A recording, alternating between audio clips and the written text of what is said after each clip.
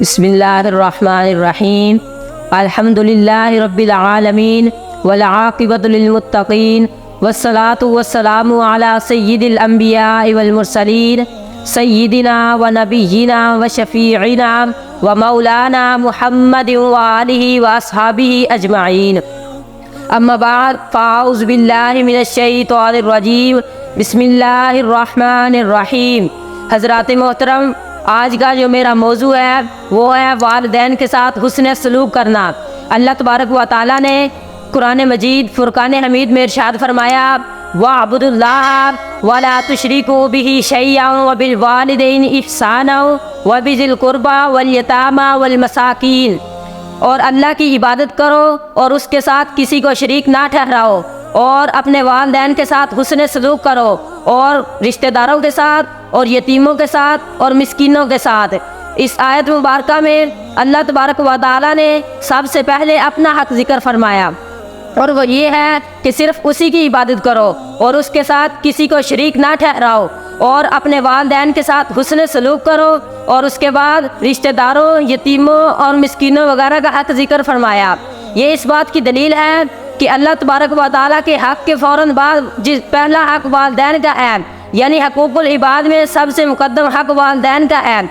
ام المؤمنین سیدہ عائشہ صدیقہ رضی اللہ تعالی عنہا بیان فرماتی ہیں کہ نبی کریم صلی اللہ علیہ وسلم نے فرمایا کہ میں جنت میں گیا تو وہاں میں نے قرات سنی، پوچھا کہ یہ کون ہے؟ تو جواب ملا کہ یہ عاصم بن نعمان رضی اللہ تعالی عنہ ہے۔ تو نبی کریم صلی اللہ علیہ وسلم نے فرمایا کہ والدین کے ساتھ نیکی اسی طرح ہوتی ہے، یعنی والدین کے ساتھ نیکی کا یہی صلہ ملتا ہے، یعنی وہ اپنے والدین کے ساتھ حسن سلوک سے پیش آتے تھے۔ حضرت ابو ہریرہ رضی اللہ تعالیٰ عنہ سے روایت ہے کہ نبی کریم صلی اللہ علیہ وسلم کی خدمت میں ایک شخص حاضر ہوا تو اس نے عرض کیا، یا رسول اللہ صلی اللہ علیہ وسلم، لوگوں میں میرے حسن سلوک کا زیادہ مستحق کون ہے؟ تو نبی کریم صلی اللہ علیہ وسلم نے فرمایا، تمہاری ماں۔ دوسری مرتبہ اس شخص نے پھر عرض کیا، یا رسول اللہ، میرے حسن سلوک کا مستحق کون ہے؟ تو نبی کریم صلی اللہ علیہ وسلم نے دوسری مرتبہ پھر جواب دیا کہ تمہاری ماں۔ تیسری مرتبہ اس شخص نے پھر عرض کیا، یا رسول اللہ کون ہے؟ تو نبی کریم صلی اللہ علیہ وسلم نے جواب دیا کہ تمہاری ماں۔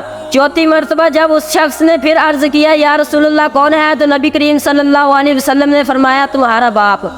اسی طرح حضرت عبداللہ ابن مسعود رضی اللہ تعالیٰ عنہ سے روایت ہے کہ میں نے نبی کریم صلی اللہ علیہ وسلم سے عرض کیا، یا رسول اللہ صلی اللہ علیہ وسلم، میرے لوگوں میں سے میرے حسن سلوک کا مستحق کون ہے؟ تو نبی کریم صلی اللہ علیہ وسلم نے انہیں بھی جواب عطا فرمایا کہ تمہاری ماں۔ دوسری مرتبہ پھر عرض کیا، یا رسول اللہ کون ہے؟ تو آپ صلی اللہ علیہ وسلم نے فرمایا، تمہاری ماں۔ تیسری مرتبہ پھر عرض کیا، یا رسول اللہ کون ہے؟ تو آپ صلی اللہ علیہ وسلم نے ارشاد فرمایا کہ تمہاری ماں۔ چوتھی مرتبہ پھر عرض کیا، یا رسول اللہ کون ہے؟ تو فرمایا، تمہارا باپ۔ حضرت عبداللہ ابن عمر رضی اللہ تعالیٰ عنہ سے روایت ہے کہ ایک شخص نبی کریم صلی اللہ علیہ وسلم کی خدمت میں حاضر ہوا اور عرض کیا، یا رسول اللہ صلی اللہ علیہ وسلم، میرے جہاد اور ہجرت میں آپ صلی اللہ علیہ وسلم کی بیعت کی۔ تو آپ صلی اللہ علیہ وسلم نے فرمایا، کیا تمہاری ماں اور باپ زندہ ہیں؟ تو اس نے عرض کیا، جی ہاں، دونوں زندہ ہیں۔ تو آپ صلی اللہ علیہ وسلم نے فرمایا، کیا تم اللہ سے اجر کے طلبگار ہو؟ تو صحابی نے عرض کیا، جی ہاں یا رسول اللہ، میں اجر کا طلبگار ہوں۔ تو آپ صلی اللہ علیہ وسلم نے فرمایا، جا کر اپنے والدین کے ساتھ حسن سلوک کرو، اللہ تعالیٰ تمہیں اجر عطا فرمائیں گے۔ اسی طرح دوسری روایت میں حضرت عبداللہ ابن عمر رضی اللہ تعالیٰ عنہ فرماتے ہیں کہ ایک شخص نے نبی کریم صلی اللہ علیہ وسلم سے جہاد کے لیے اجازت طلب کی، تو آپ صلی اللہ علیہ وسلم نے ارشاد فرمایا کہ تمہارے والدین میں سے کوئی زندہ ہے؟ تو اس شخص نے عرض کیا، جی ہاں یا رسول اللہ، میرے والد اور والدہ دونوں زندہ ہیں۔